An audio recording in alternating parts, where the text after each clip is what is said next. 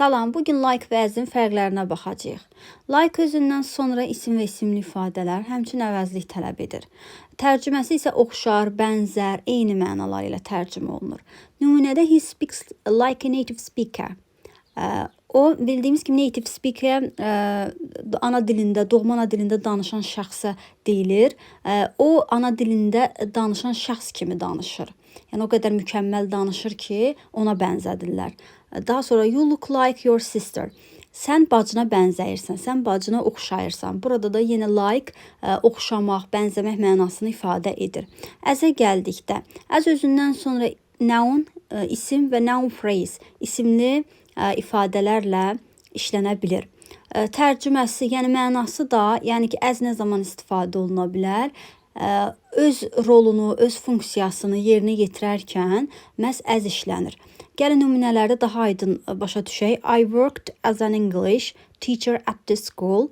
Deməli, bu cümlədə görürük ki, tərcümədə mən məktəbdə ingilis dili müəllimi kimi işləyirəm, çalışıram.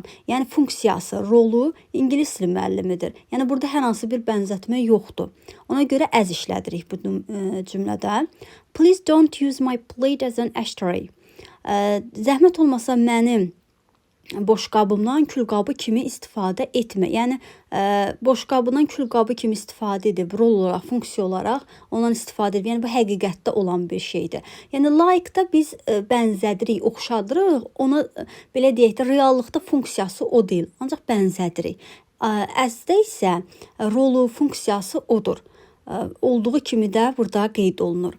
Daha sonra, like özündən sonra noun phrase qəbul etdiyi halda əzdən sonra clause, yəni mürəkkəb cümlə də işlənə bilir. Burada əzlə istifadə olunan mürəkkəb cümlə verilib. Nobody sings as she does.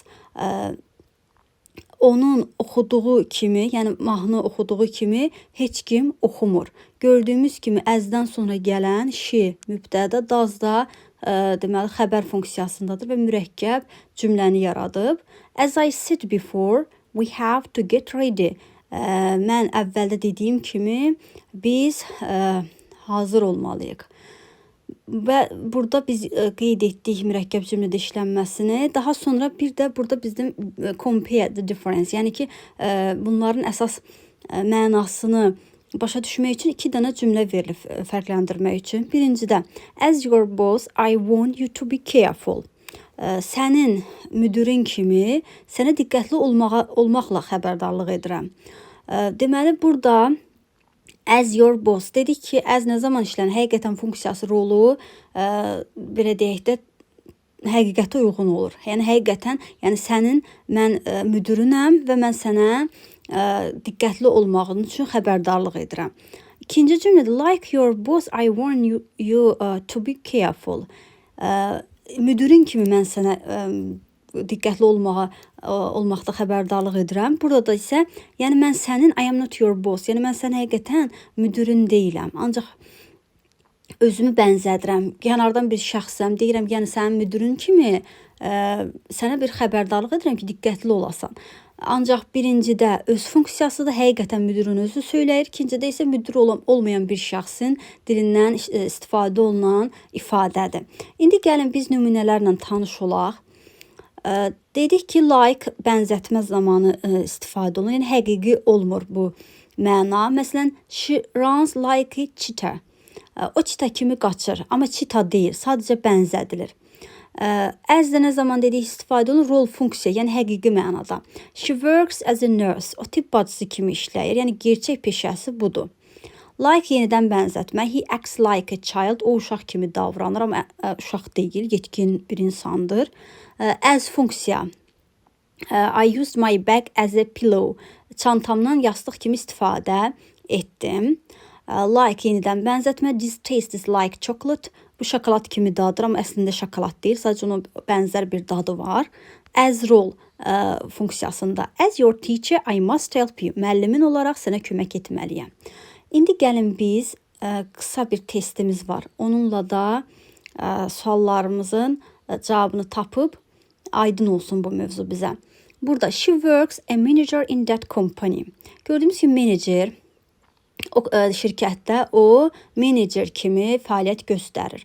Yəni bir şirkətdə həqiqətən peşəsidirsə, biz burada as istifadə edəcəyik. His father bənzəmək, look like ifadəsi var. He looks like olmalıdır, düzdürmü? Ona görə bir variantı düzgün hesab olunur. He sings a professional singer. Yəni professional, peşəkar müğənni kimi o oxuyur. Yəni bənzədirik burada. Həqiqətən elə deyil. Bənzətmə var deyə B-ni seçəcəyik. I want to be strong, my brother. Qardaşım kimi güclü olmaq istəyirəm. Yəni yenidən özünü bənzədir. Burada bir bənzətmə var. Burada da your teacher, I advise you to study harder. Müəllimin kimi, müəllimin olaraq sənə çox oxumağı məsləhət görürəm. Burada da B variantıdır. Amma tutaq ki, müəllimin deyil, tutaq ki, valideynin baxır sənin nəticələrinə və deyir ki, bir müəllim olaraq mən deyərdim ki sənə, yəni çox çalışasan. O zaman bəli, bənzətsəydi layiq olacaqdın. Amma normal cümlə olaraq ki, buradan müəllim peşəsindən, müəllim funksiyasından, rolundan söhbət gedirsə, biz burada as istifadə edəcəyik. Bu qədər.